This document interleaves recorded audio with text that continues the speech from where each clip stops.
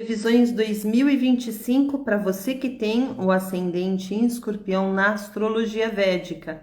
Esse é um ano regido por Marte. Marte vai favorecer bastante o seu ascendente, porque ele rege o seu ascendente. Então, nesse vídeo a gente vai entrar em detalhes, a gente vai ver bastante minuciosamente como fica o seu ano.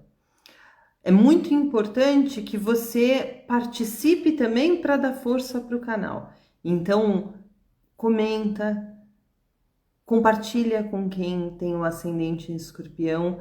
Isso coloca o canal para cima e motiva a gente sempre continuar, né?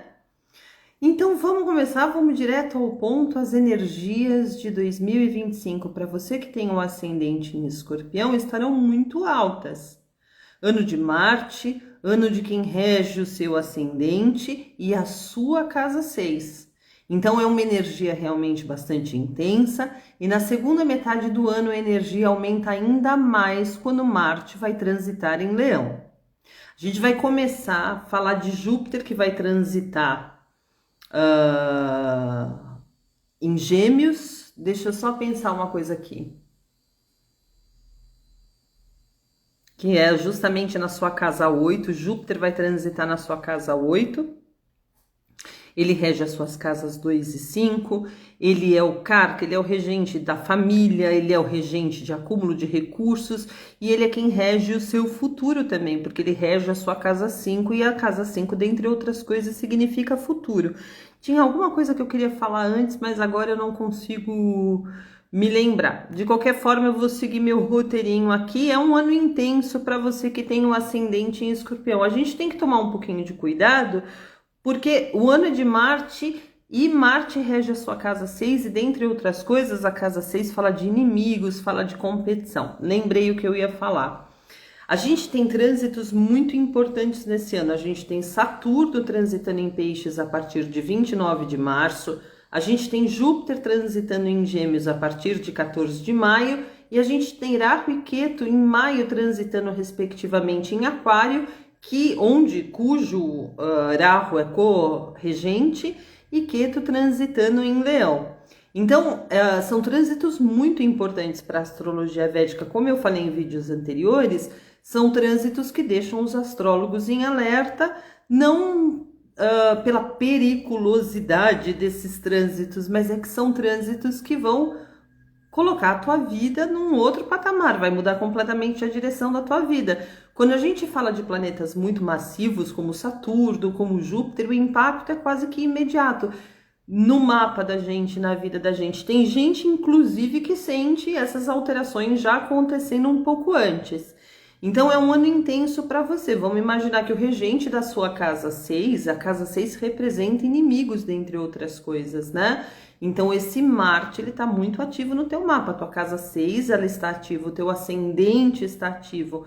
Não é para se assustar, mas eu sempre digo que o ascendente em Escorpião é um dos mais kármicos que tem. O que é Escorpião? Escorpião é naturalmente a casa 8.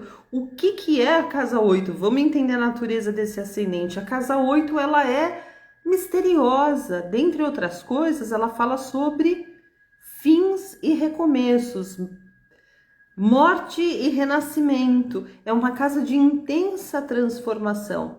A casa do moksha, a casa da liberação, a casa que representa o fim do ciclo de renascimentos e morte da vida material é a casa 12. Então, pode pensar, acompanha o meu raciocínio. Para você chegar na casa 12, você tem que passar pela transformação da casa 8.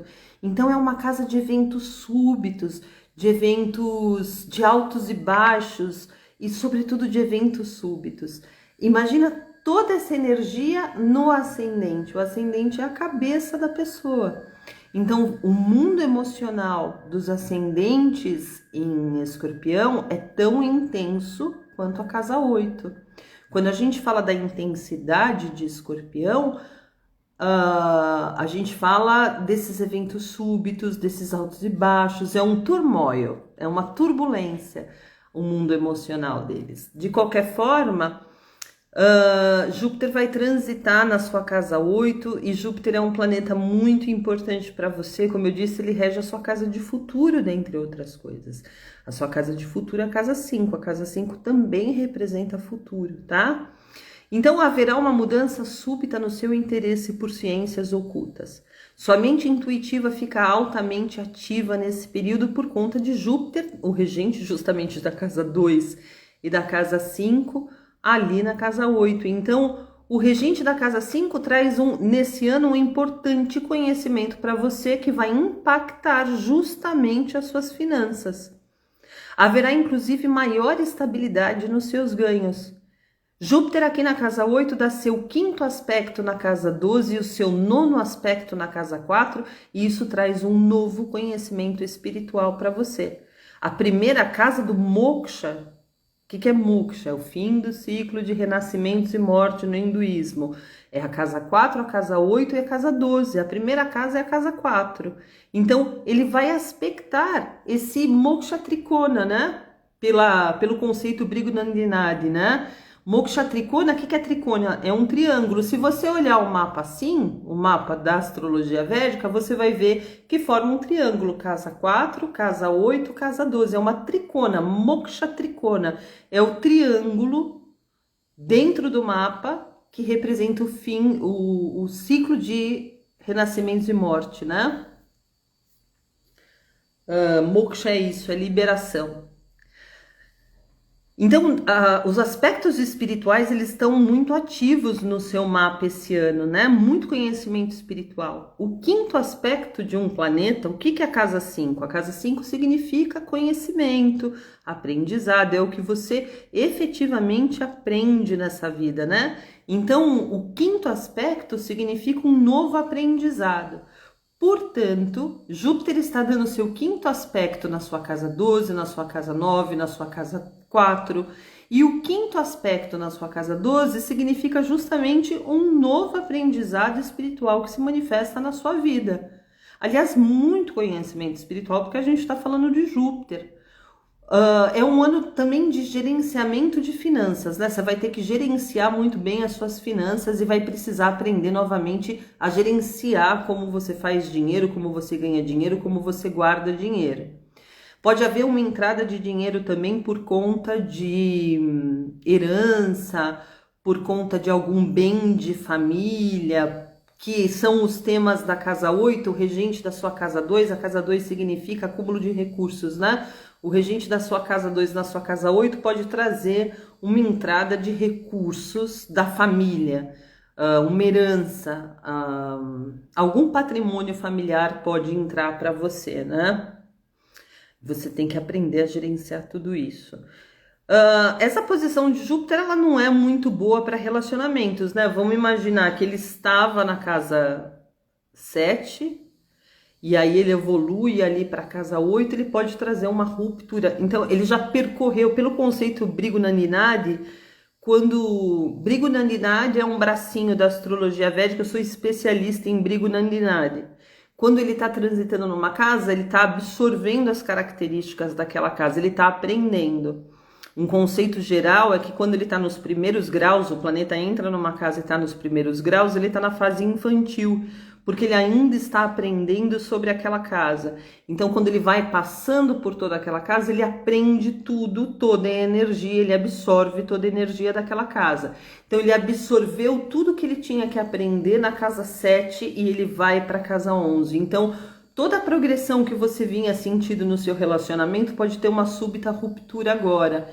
Júpiter, ele vai expandir muitos temas da casa 8, mas como eu disse, não é uma boa posição na casa 8 para relacionamento, porque ele pode trazer uma súbita alteração.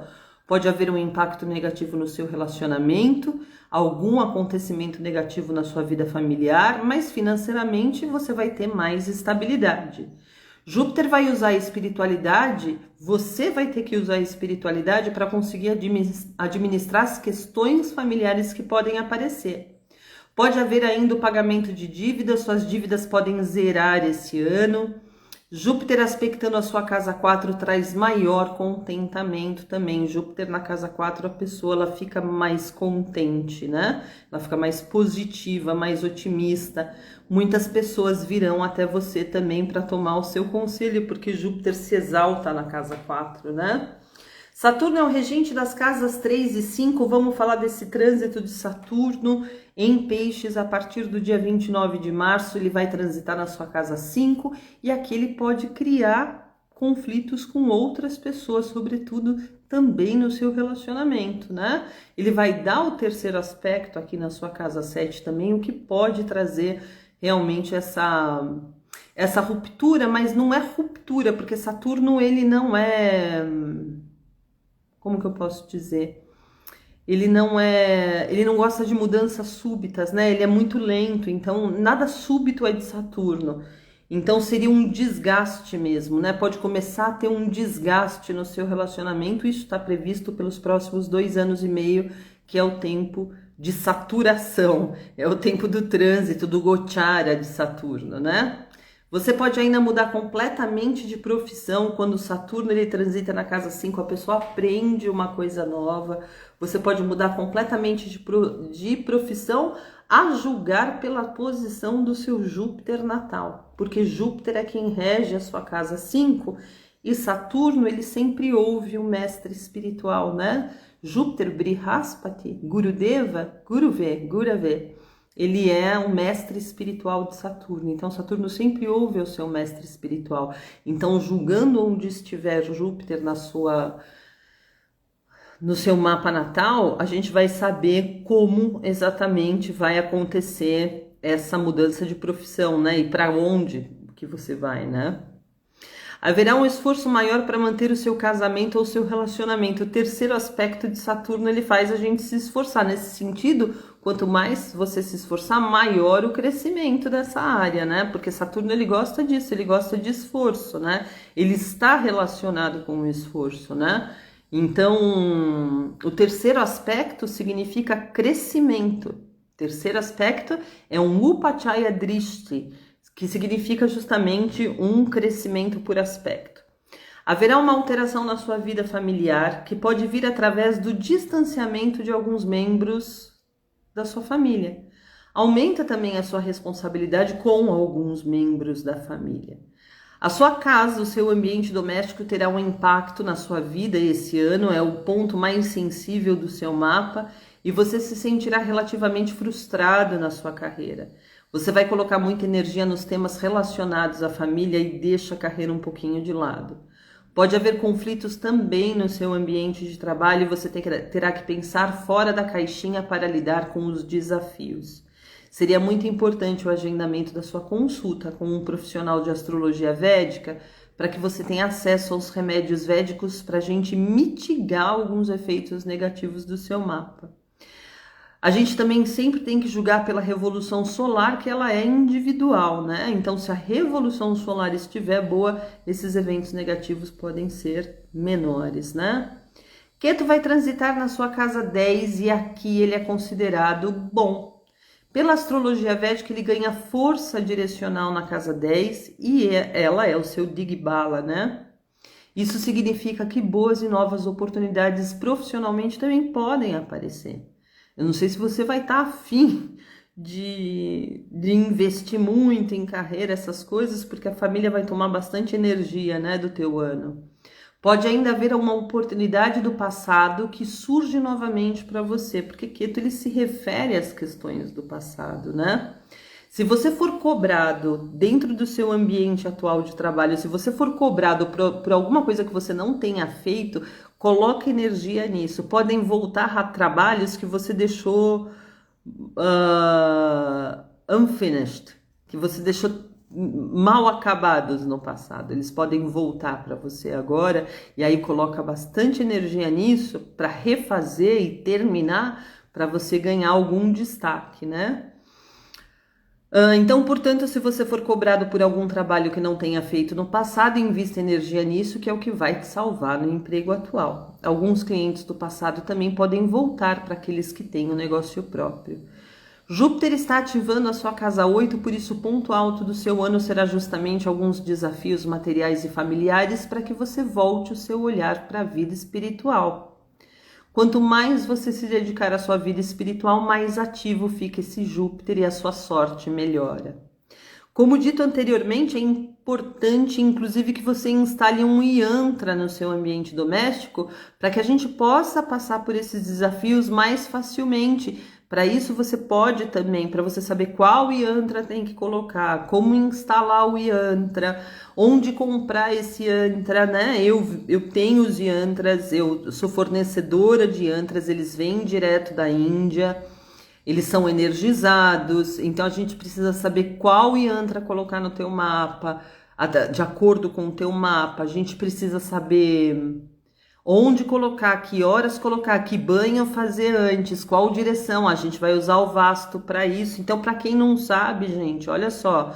Eu sou fornecedora de yantras no Brasil, eles vêm direto da Índia. Eu sou especialista em vasto também. Vasto é o Feng Shui da cultura indiana. A gente usa o vasto como remédio védico. Eu uso, né, gente? Eu uso no meu trabalho o vasto como remédio védico e os resultados são impressionantes.